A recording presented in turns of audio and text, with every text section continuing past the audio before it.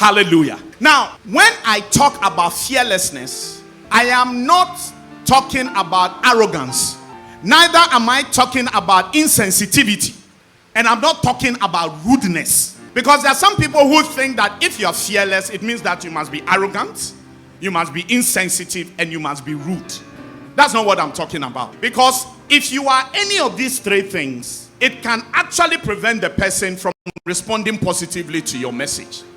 1 Peter chapter 3, 15 to 16, New Living Translation this time.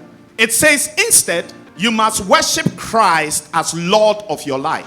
And if someone asks about your hope as a believer, always be ready to explain it. Now, what is the next statement there? Can you read it with me, please? Ready, go.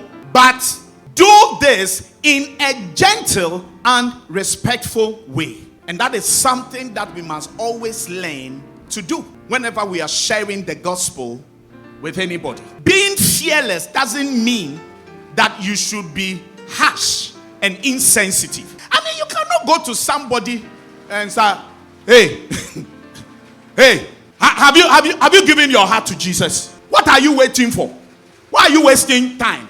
Can't you see the way your life is? Can't you see that your life is very bizarre? Hey, today you must give your heart to Jesus. Have you heard what I'm saying?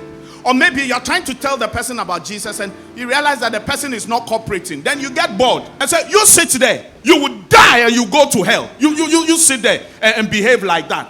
What kind of person are you? Do you know who I am? I have come to you and I'm telling you about Jesus and you are bluffing. You are bluffing me. You die and you go to hell. No. We don't talk to people like that. So being fearless is not about being rude or being arrogant or being harsh or being insensitive. Hallelujah.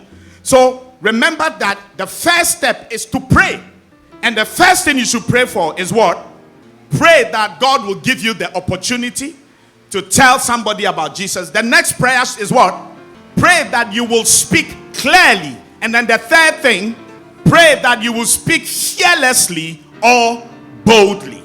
And this prayer that I'm talking about is a prayer that we must pray regularly. And I'm emphasizing again, we must add it to our list of prayer topics. And I guarantee you this, that once we start praying this prayer regularly, something is going to happen. You will discover that virtually every day, God will give you an opportunity to talk to somebody about Jesus.